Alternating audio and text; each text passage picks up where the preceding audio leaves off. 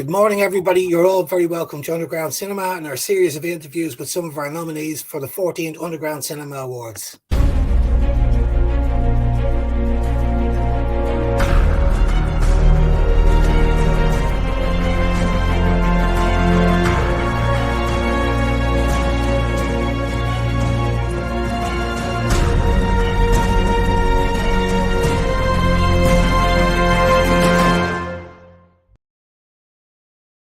Good morning, everybody. I'm delighted to be with you again this morning. I have with me John Bermingham. John has been nominated for no less than four awards at this year's Underground Cinema Awards, which take place in the Royal Marine Hotel on the 11th of November. You're very welcome, John. Thanks very much. That's fantastic to get 4 nods. So you've worked on 2 films to get those awards. The Blue Ball, which is a short film, and Poppy Loftus is a feature film directed by Luke Corcoran. So you've been nominated for your visual effects in both films. You've got an editor nod, sound design nod, and you've also got a production design nod as well. And we had a little chat there just before we went live there. We haven't actually sat down and chatted to any visual effects guys ever before. It's in the main, we normally chat with directors, actors, production designers, director of photography, but we haven't actually had the opportunity to chat to anybody that has worked in visual effects. Maybe we'll start with Poppy Loftus first. Luke Corcoran we interviewed Luke yesterday about the film, and Luke had spent a lot of time working on the script. It was a really a labor of love, so to speak. But he was looking for visual effects, either computer animated effects or a puppet effect. And he said, "Look, I can't. I was in touch with John Bermingham, and the rest is history." Can you tell us about a little bit about what you actually did on the film Poppy Loftus?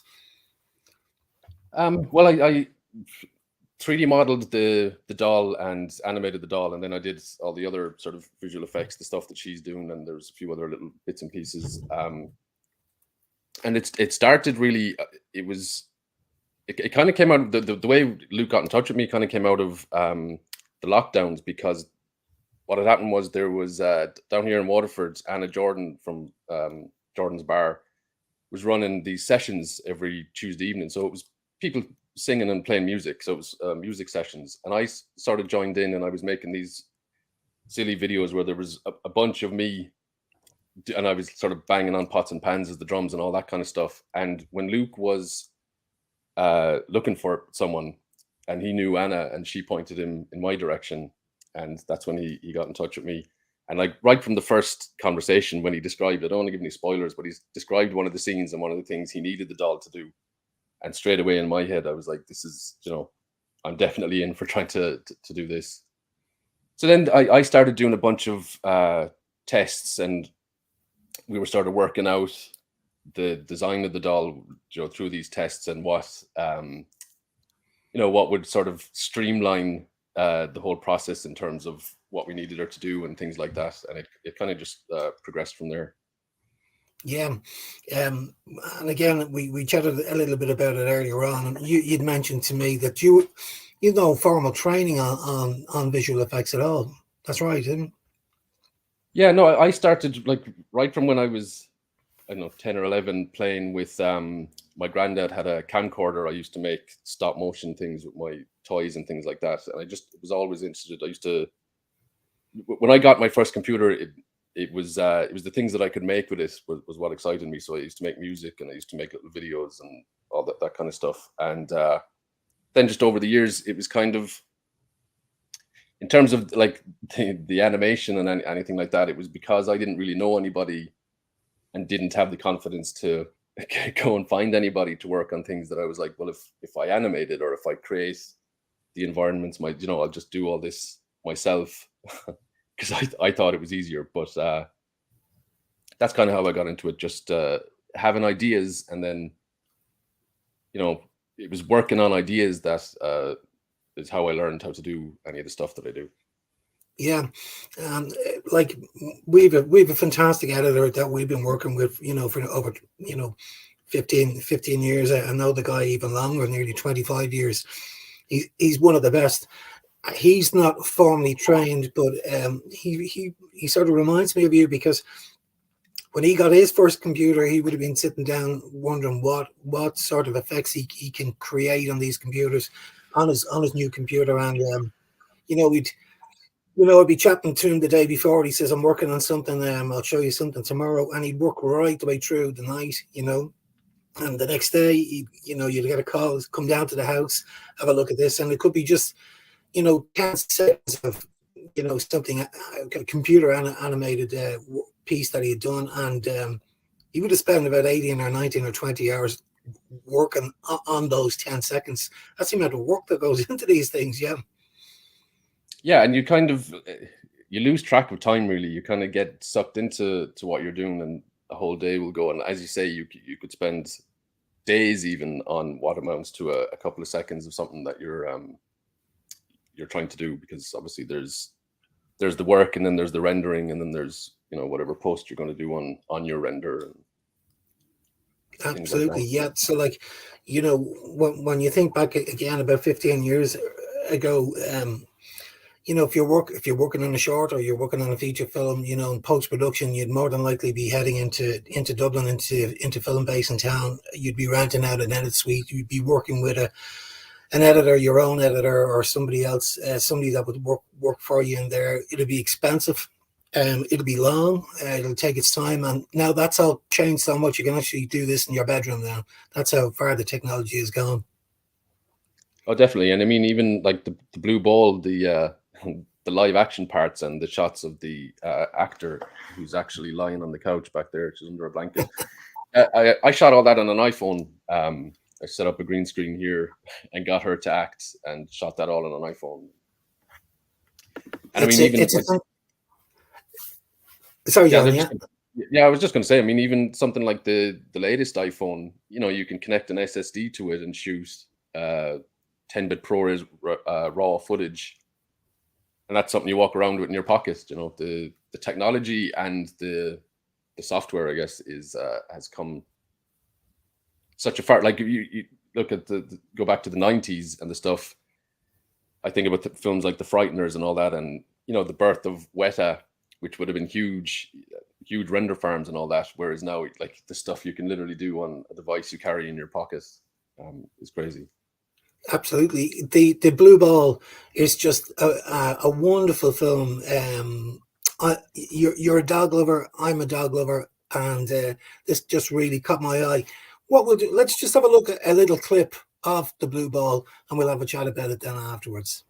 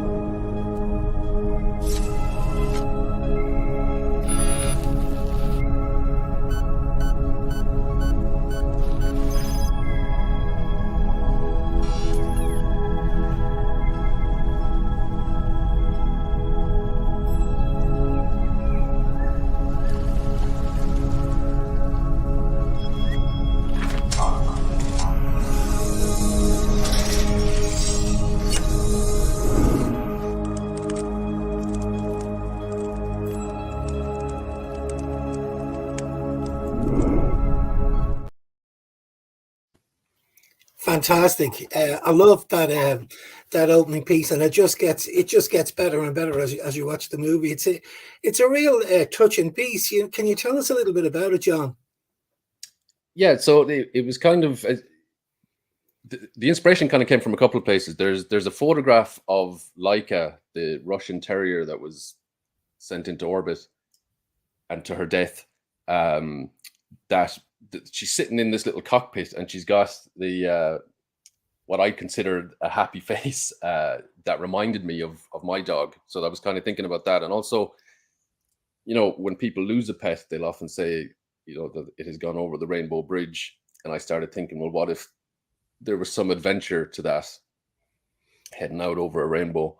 And also, it's just the really, I mean, it's about the dog going to space, but really it's about the little things that I know I'm always going to remember about my time with Yolandi, and how everything is always brilliant to a dog, like playing with the ball, or oh my God, we're at the beach, or all these things are always just brilliant to a dog. And I kind of think sometimes that if I could appreciate things the way that the dog does,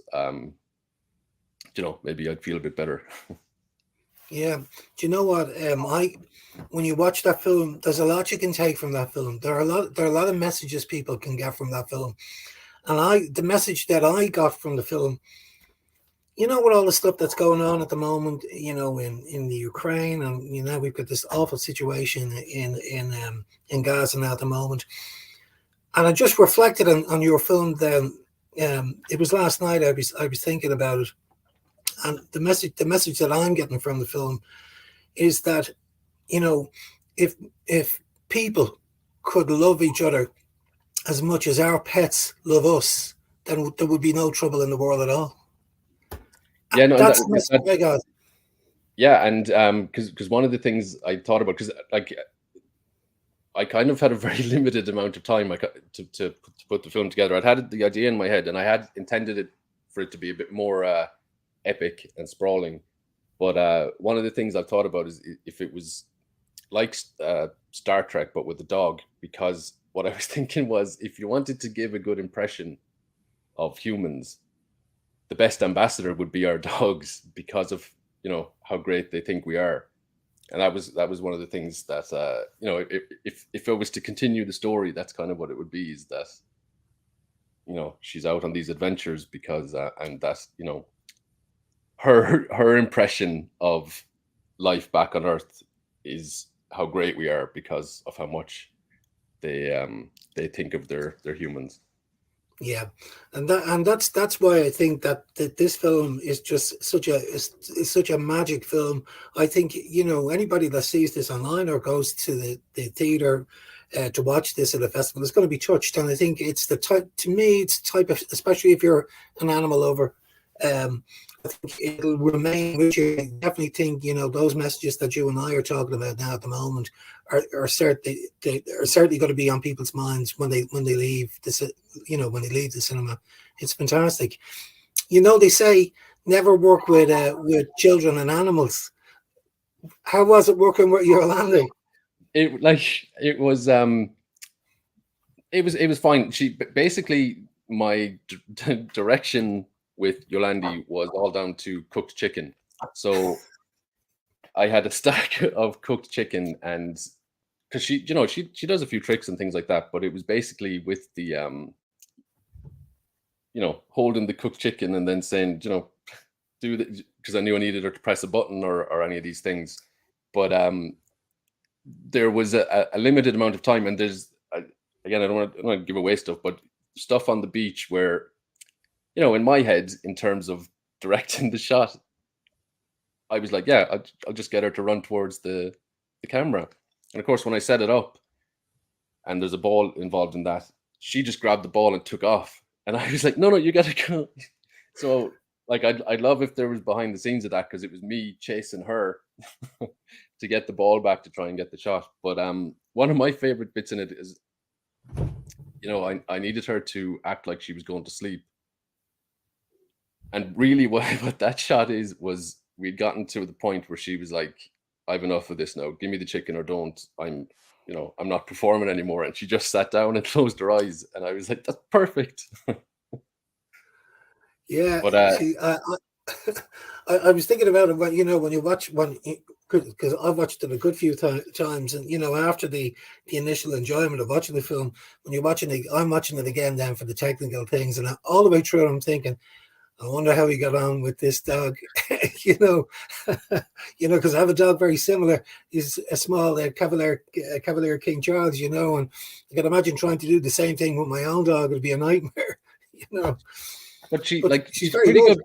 She is, yeah. And I think like I have her since she was 8 weeks old, and she was on a lot of photo shoots with me. She's probably been photographed, more than most dogs, are doing little clips like sort of like what we did in the blue ball. So I know she doesn't get what we're doing, but she understands sometimes when I'm like, no, just stay there a second, and I'm taking a picture or I'm filming something, or Yeah, because I'd done some tests on trying to track the helmet onto her head. So we'd done that a few times, and just getting her again with a treat or chicken and moving, and then she's following, and then so I could try and see, could I track a space helmet onto her. yeah. She's The post production then. So you finished the shoot with Yolanda. She's now finished her job, and you go into post production. How long did it take to finish the film? It was about 8 days all in. Now, it was 8 days of literally every hour I could put into it, because, as I say, I'd had the idea for a while, but I was kind of busy all year working on different things, and I was like, I can squeeze a week where I can try and get this done. So it was basically just literally at the computer and then into bed and then up again and at the computer just to get it done. And I'd kind of been grabbing shots, just when we were out walking or whatever, that I knew, there was things like I knew I wanted her to look at the sun and all this kind of stuff. So I'd been grabbing shots all along, leading up to it as well. And then we had our shoot day, and then I started the the post and the animation and stuff. Yeah, I mean, everything looked really, really positive. To be honest with you, that the whole spacecraft was brilliant. I love the buttons in the spacecraft where you know, go home button. There's various different buttons that with words that she recognizes. Yeah. On the button, words that we use every day, but around dogs, they're on the button. Even on the the words that pop up on the screen are recognizable. The words that we use with our pets all the time. I thought that was fantastic, and I love the it's a very nice piece of music that you're using in the background from start to finish. It's a really nice. Where did you get that? Did you do that yourself, or No, I had started to, because I wanted it to be sort of like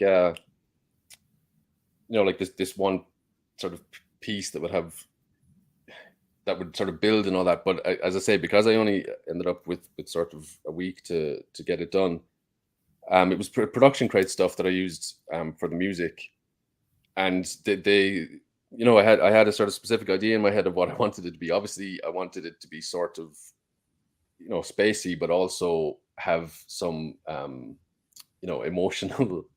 Yeah, do you know what? Do you know what it reminded me of? Flash Gordon. The scene in Flash Gordon when the ship is taken off. They're on the way through the stratosphere, on their way to see Ming. But there's a brilliant piece that Queen used there. There's no lyrics in it. It's almost like a dream sequence. Real sort of dreamy sort of music, and that it sort of reminded me of that in a way. And it's very low in the background, but I think it just adds to the whole piece. Yeah, as I say, I just wanted it to be sort of misty, and obviously because I knew there wasn't going to be any dialogue. It was all sort of sound that I was thinking about in terms of trying to get the emotions or the action across. So yeah, and I wanted it to be sort of mystical, and I suppose a little bit sweet as well, because it's the nature of it, and her thinking back to her time on Earth. You see on Film Network Ireland, if you pop on there, I've been looking, over the past couple of years there, and you see there are more and more people looking for visual effect artists now at the moment. And I think I was thinking about something very simple that happened. I was talking to he's a great friend of mine and a great director. His name is Patrick McKnight. He directed a number of shorts over the years with us, and every year we could see that he was growing in confidence as a film director. And I did happen to mention to him, maybe you should have a look at doing a feature. So it happened. He worked on a feature film.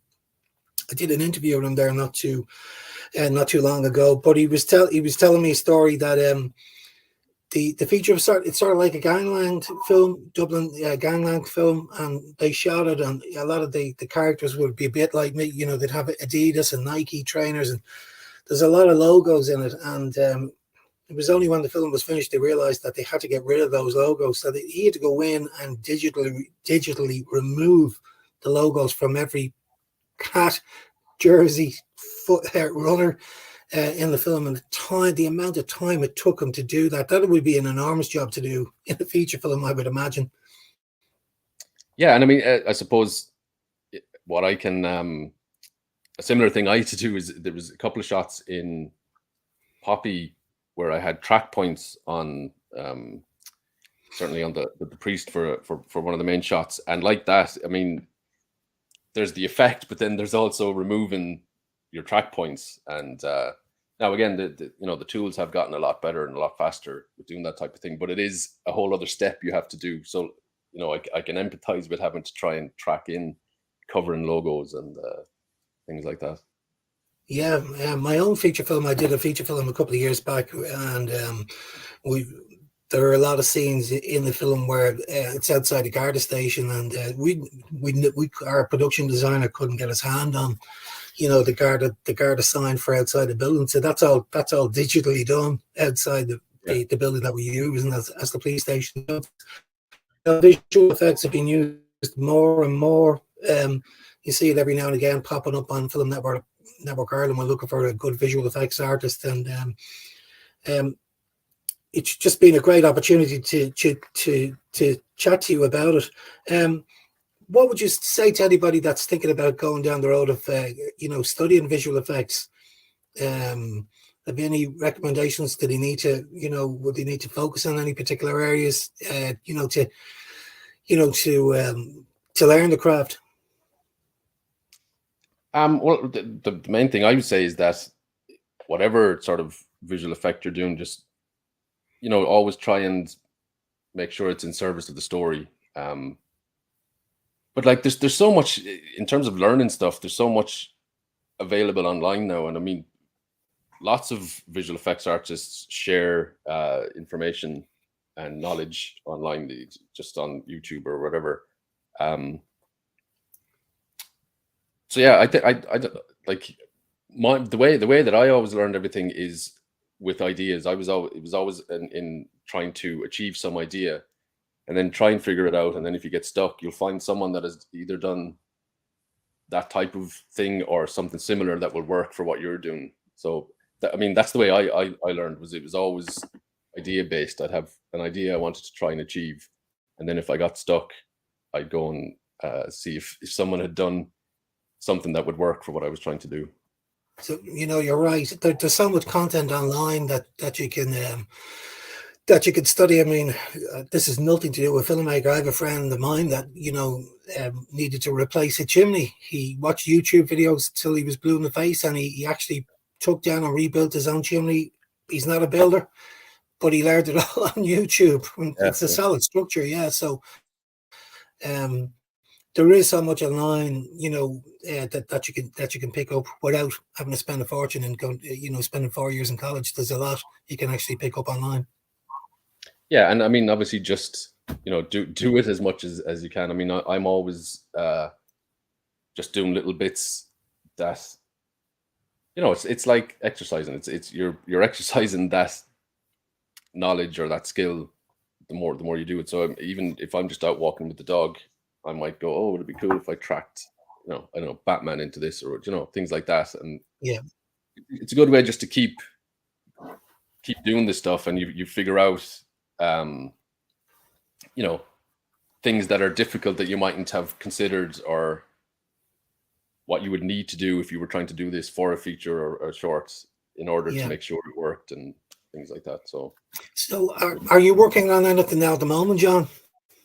At the moment, I'm working on another film with Luke called Matriarch, and I'm working on visual effects on that, and a film by a Waterford director, another sci-fi one, and Luke's second feature as well. I'll be doing some post on that. Fantastic. And then I always have a bunch of. Sorry, no, I was just going to say I always have a bunch of my own little things that I'm doing as well. Yeah. Fantastic. Well, look, John, I wish you all the best on both films. If I know, and I know plenty of people that are looking for visual effects at the moment, so I'll give them your name if you like. But congratulations and well done. To get 4 nominations this year is a fantastic achievement for two really great movies. The Blue Ball is a particular favorite of mine. I think it's a fantastic. It's the feel-good film of the year that's what I got out of it. It was just fantastic. I loved it from start to finish. If you haven't seen it, you have to go and see it in the festival. Well done, John. Thanks very much. Okay, take care. Cool. Thanks.